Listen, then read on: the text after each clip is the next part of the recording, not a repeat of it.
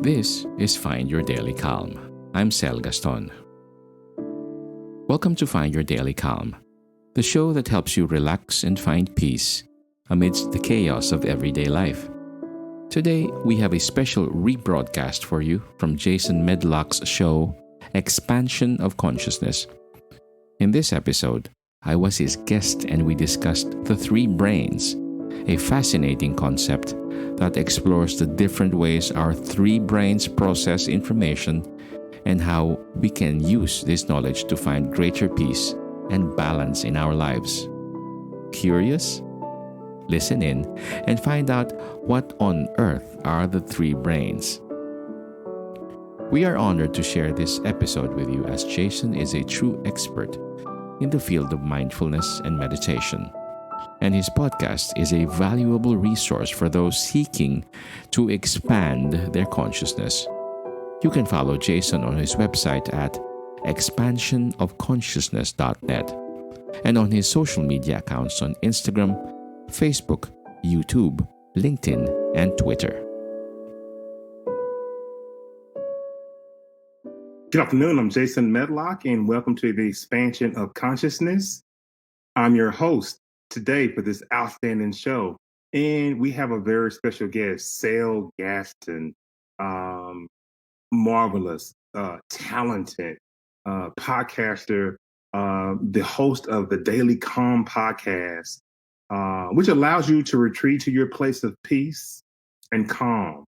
And you can find guided meditations and any other literary works that comfort you and give your needed daily dose of calm. And that's what Cell is about: meditation, mindfulness, calmness. And he speaks of a lot of different things with understanding the brains and finding meaning. But I am so excited about our guest, and it's time that we learn how to connect with our inner self, learn how to dive deep into that level of transcendence. And Cell can help answer some of the questions that we have today, which will enable you to experience this peace, to experience this level of calmness. So without any further ado, I'm going to bring in Mr. Cell Gaston. Cell, how you doing today? I'm doing great, Jason. I'm happy to be here. Thank you for having me. I'm glad you're here, and you have a wonderful profile, and I've gotten a chance to check out the Daily Calm podcast, and this is a unique podcast and a unique line of work that you're doing, and it's focused around meditation and peace and understanding the three brains, and a lot of different things. So tell me what started you on this path. That's a great question. How I started is always a story that I'd like to tell. It started in 2021, the beginning of 2021. We're actually in the dead center of the pandemic. We're still waiting for things to progress and become better. People were starting to feel, frazzled, frustrated, maybe even scared. I was one of them. And at that time, I was holding a corporate job in learning and development for a multinational insurance company. But I decided to leave. I was part of the wave, maybe the first or second wave, I don't know which wave that was, of the Great Resignation. So I decided to leave, and I said, I have to do something to help other people to find what they're basically missing, which is the calmness. And that calmness will allow them to feel, first, much better and probably even function better in the things that they do, particularly in their work. And I've been a meditator for about 22 years. Oh, wow. So I decided, what if I do a guided meditation online? I guess, as they say, the rest was history. I started in May 2021. It took a while before I thought of that idea. And the impetus was because of me and my other friends feeling afraid. I guess I could use that word, afraid of what the future is going to bring us because of the pandemic. And a successful podcast. I mean, a beautiful podcast, Thank Daily you. Calm. What inspired you? What inspiration? Led you Mm. on your Daily Calm. Waking up during the pandemic was both a challenge and a thing to look forward to, if I'm making any sense. Yeah. Because uh, you would probably think, what am I going to do today? I couldn't go out. If I did go out, I won't be my natural self because I'm all covered up, especially in these parts. I'm from Manila, Philippines. I'm in a southern part of Manila, Philippines, where restrictions are quite disrupting. It's a disruption of your normal, at least for me, and of my normal life. So both the challenge and the things that I look forward to became the inspiration for that. I was thinking it's not just me who's feeling this way. I've had some friends whom I had conversations with otherwise I would have a natural conversation with them face to face, but I did it in forums like this, maybe in on Viber calls or WhatsApp calls. And that's not natural. Both of us, Jason, I would surmise we came from the Generation X, where we're very, very face to face. We Yes, would it's love not to. natural for humans not to have contact. Well, that's true. It's not just about the generation that we belong to. So that was the inspiration. People needed to be centered first before they could relate much better and be able to help other people who are in need of help. And calmness is the first step. Hmm. That's how I thought it should. So, why meditation? What is that? Why meditation? First off, At 20 years ago, before I started, my brother uh, tagged me along to an orientation of a meditation session. Uh, it's a meditation approach called TM. If you're familiar with it, it's transcendental I'm a meditation. TMer. Oh, fantastic! You notice I said transcendent There earlier you go. in my monologue, but that level of transcendence, that utter quiet, that peace, Mm, that's a number of things can happen there, but the best thing is total awareness of consciousness and just peace. that's true. And that's where we all came from. That's basically where we resonate from. So when I was at that tag along with my brother, and I said, I'm okay, I'm going to try this out because I was young at that time. And, it was a fantastic thing because I tried it out and I decided, yes, I'm going to sign up. So I was a transcendental meditator. I started becoming a transcendental meditator as early as 2021. So I've been a meditator for 22 years now. That was the inspiration. Though I'm very much a Catholic still, Mhm. I found it much more enriching, especially in my practice as in the Catholic faith. And I urge other people who are also who belong to certain religious beliefs because it enriches the things that their religions are teaching. So Meditation I does. found that. Yeah. Yeah. So how's it helping you, or just your students? How's meditation helping them? Oh, it wasn't until I started to teach the toughest crowd in the world, high Yeah. school. Remember that? That I saw. I was in the classroom. You know how rowdy they can get. Yes. We remember that time. I was a teacher in the freshman level in Oh, high there you go. school. Yes, You understand. I do. So I come into the classroom and the students being themselves, I was hearing stories, horror stories from other teachers who were older than me that says, you got to be ready, you got to be centered, you have to be calm. always that word calm. And because of the meditation, I enter into the classroom feeling calm in spite of the rowdiness or the ruckus that's happening every time I go to the classroom. And it's somewhat contagious. I'm not saying it's attributed to me personally, but because of my practice, most of the classes that I teach also find themselves calming themselves down, and then we have a great discussion with the subjects that I teach. I Mm, taught before, yeah. mm. So, okay, so when you are, um, you've gotten the understanding that meditation, helps calmness, helps bodily function Mm, become even more functional mm, and level, and it helps you in a number of ways. It helps you center yourself. It helps you make better decisions. Meditation even helps you hear the responses that you ask God. mm. You can sit there and decipher between the conscious mind and the subconscious mind, That's right. but mindfulness, that's a little bit different, Yeah. you know.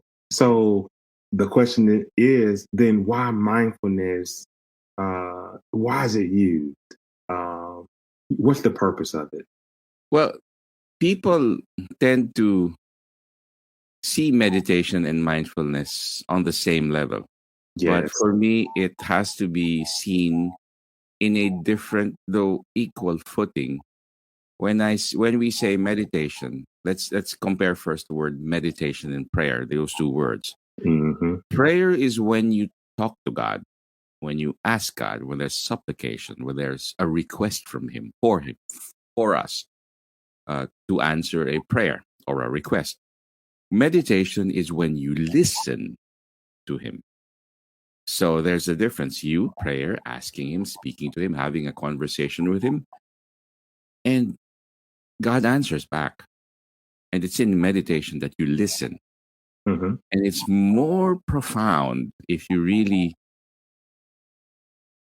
Or where? go to that place where there's meditation, when you go deep, as they say, and as your favorite word is transcendence.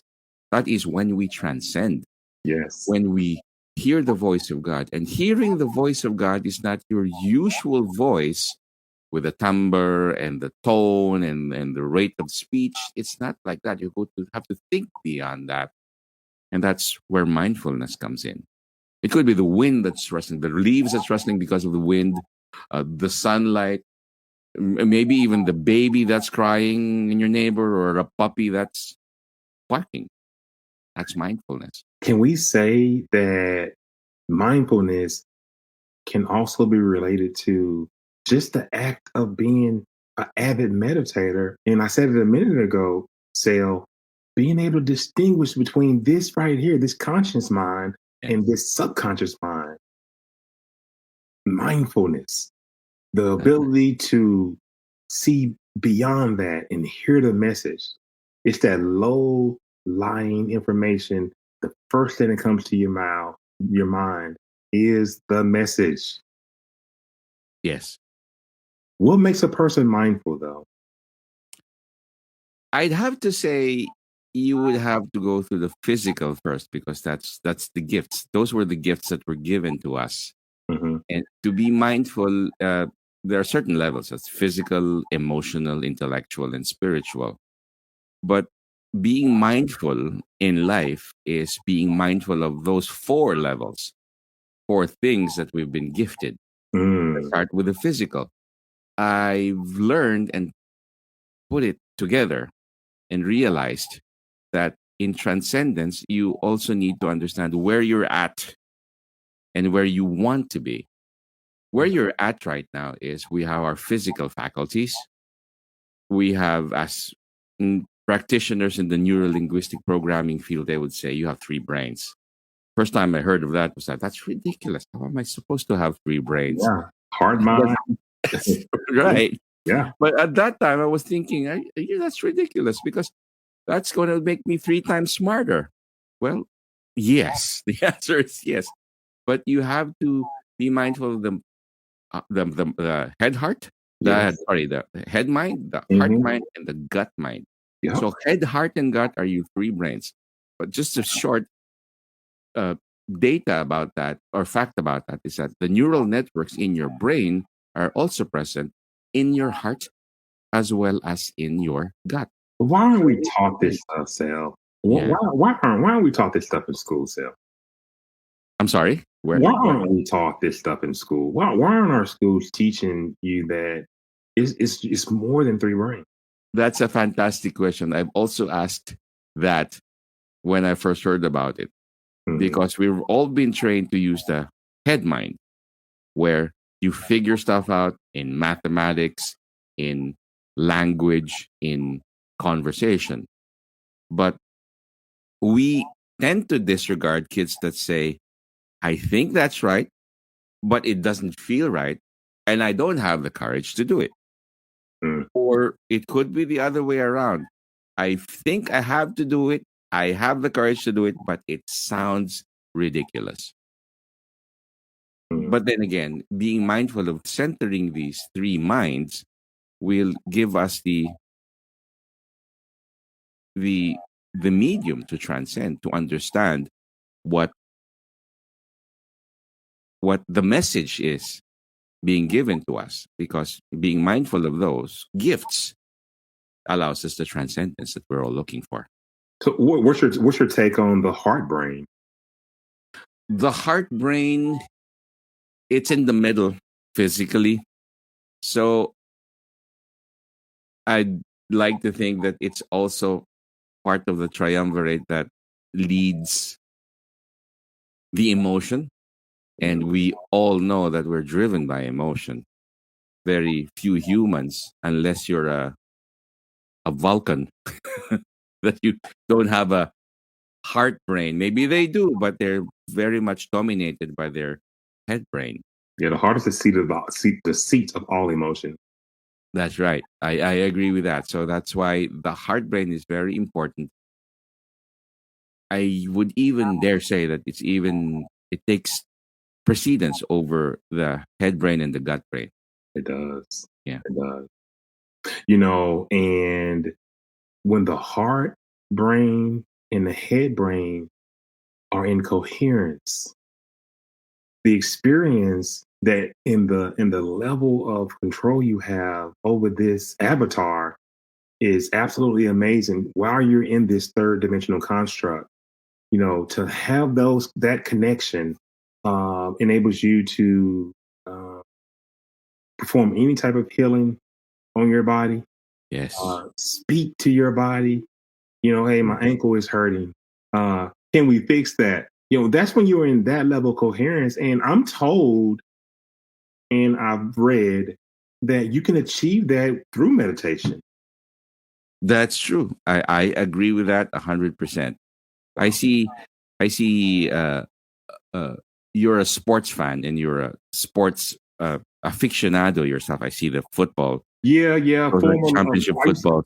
I was a sports agent, a coach. I played, and I guess that's why we all end up being coaches at some point in our life. We're used to coaching athletes, and you played the game, and you know how to coach someone to be better.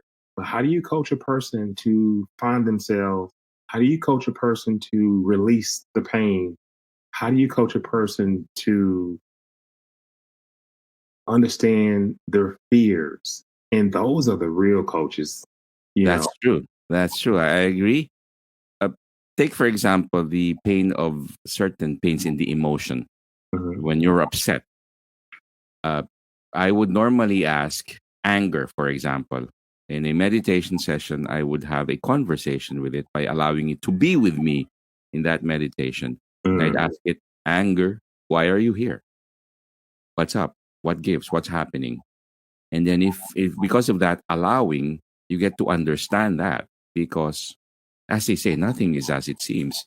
Maybe sometimes that anger is telling you something, telling you to do something that you ought to do. The gut brain is urging you to have a conversation with your heart and your head brain. Messages. All these issues that we have within the body are messages. Yes. Or before we incarnated, we had to have a way to know if we were heading on the right track. Yes. So we have other beings that are watching this incarnation that we're all in, and that when we do go off track from that soul blueprint we put together before we incarnated, and these messages come in the form of gut problems, emotions, trying to get your attention while you're here to change course, and that's why people come into your life. Uh, and that's why Sale is able to come into people's life and help them change and be more mindful and understand how to bring their self to a level of peace. But I'm hearing you talk about some things that you do while you're right there in the uh, transcendence phase of meditation. So those are some new tricks because in TM. It's really easy, it's standard, and it's effective. But when I was talking to my longtime TM coach about I've been able to do some different things while in transcendence, he's like, "Well, yeah, you've been manifesting, haven't you?" I'm like, "It works." When you're at that level of transcendence, while you're minute number 15 or 16 in that 20-minute session, if you start manifesting at that moment, it has worked for me. Sale, have you had that experience, or have you even tried that? I have plenty of times. Well, why It's won't our teachers and instructors talk to us about it? well, it's actually in the meditation that they're teaching us to listen. And in that listening, many things happen. Mhm. That's where the mindfulness comes in. Sure, we repeat that chant in our head, and we imagine how it sounds if we say it, especially in the TM practice.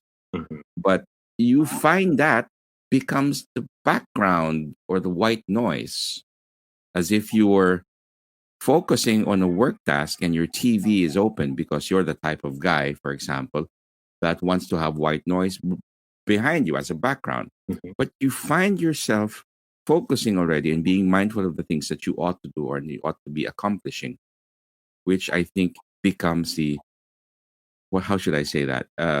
The the background. It becomes the cornerstone of what you need to do. Right. So let's take a quick dive into find your daily calm, and let's talk about it a little bit so you can enlighten the audience on what you have here. Yeah. And I'm going to also put your website here so that people can know how to find you. Redcircle.com. This is Sale Gaston. Ladies and gentlemen, you can find him at redcircle.com/shows/find your daily calm. And on this website, I'll let Sale tell you exactly what he has on here.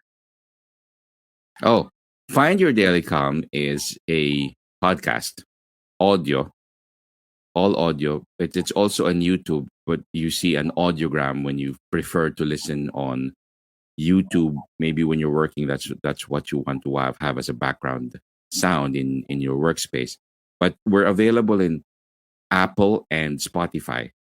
What you will find there are guided meditations primarily and literary works that the objective of these works that you will hear read by me and sometimes by guests with amazing voices. Hopefully, I get Jason also to read one of the materials that we have because I find his voice very calming as well. And it's going to be a gift for people who will listen to that. So people listen to it because they're finding the calm of their day. And, it's best to unwind coming from the noise of work or meetings or wherever you came from and unwind and go back to your center. So find your daily calm attempts and aims and hopes that would be the gift that would be given to you on a daily basis. We've had over 330 episodes and running. And if people are interested to know more or hear more of guided meditations and literary works, please let us know because we would love to hear what you think. I've had several people come to me and say, "Could you read Frankl?" course, I read Frankl because Frankl's one of my favorite writers ever. And could you read Exupery?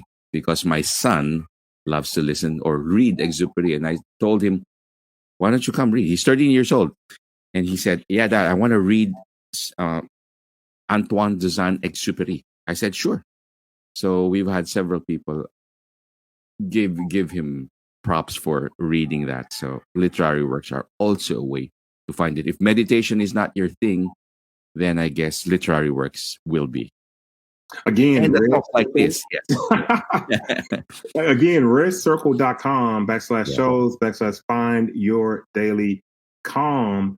And very seldom do you have a podcast totally developed to meditation and different types of meditation. I think it's awesome. And yeah, I would love to. Let me audition right quick, and I'm gonna audition for you, Sal.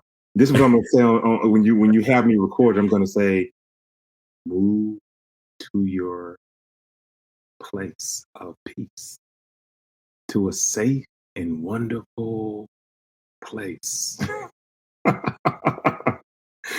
In the induction, when I'm using QHHT, we have to get into our hypnosis voice. Yeah. So that the person can believe. I mean, you can't tell a story and you can't get me to visualize. You're saying, do you see the red hat? Isn't it so beautiful? Look at the water moving. So you have to smooth that thing out. So that's kind of that's sort of how I develop the voice, to be able to find a place where the sand flows in the water. And you know how it goes. That's your gift, my friend. Keep giving. Yes. So we're running up against some time, but do you want to leave anything with the audience? Any last words? Also, tell us what you're doing new and what you have coming up.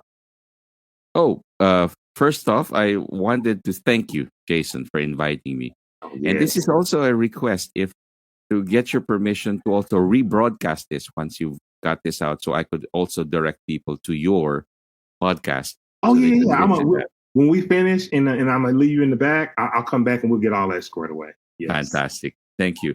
Yes. So that's what we're going to do. We also have on Daily Calm some chats like this, these conversations. I've had conversations with people who take care or experience caregiver frustrations. Uh-huh. This is a group where they're taking care of people with Alzheimer's or maybe even dementia. That is huge. That is huge. It's huge. So we focus that show focused on taking care of the people who take care of those who have dementia, because people in dementia are in a different state already. So we have to take care of those that are tired, frustrated, or exhausted because of taking care of them. I've also had a conversation with her name's Maria Chupkov. She is a stutterer. She the name of her podcast is Proud Stutter. So we decided to create a meditation on how to speak calmly, maybe even be able to live with that stuttering. It's fantastic.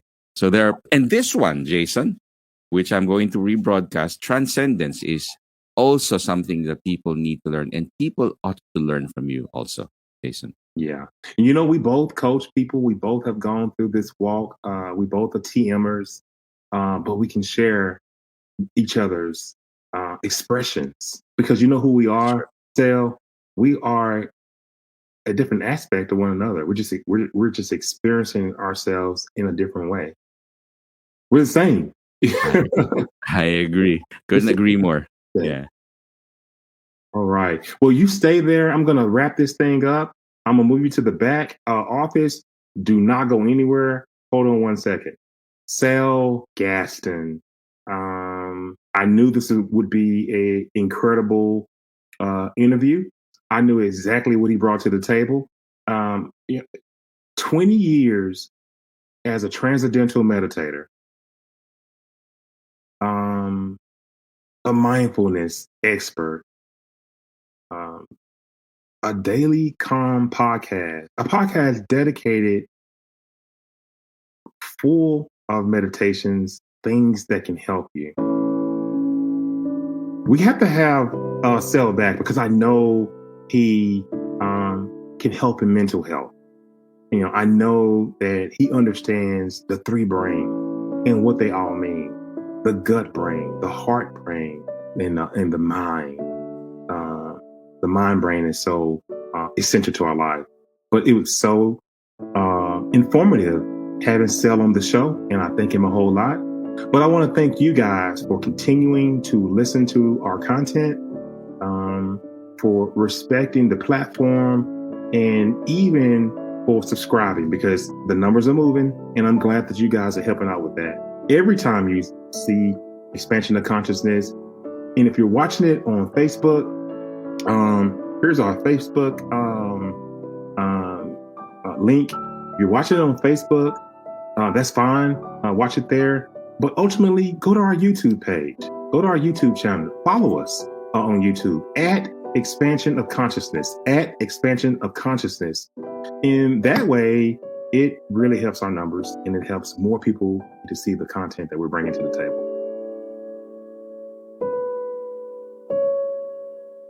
Thank you for tuning in to this special rebroadcast of Expansion of Consciousness with Jason Medlock on Find Your Daily Calm.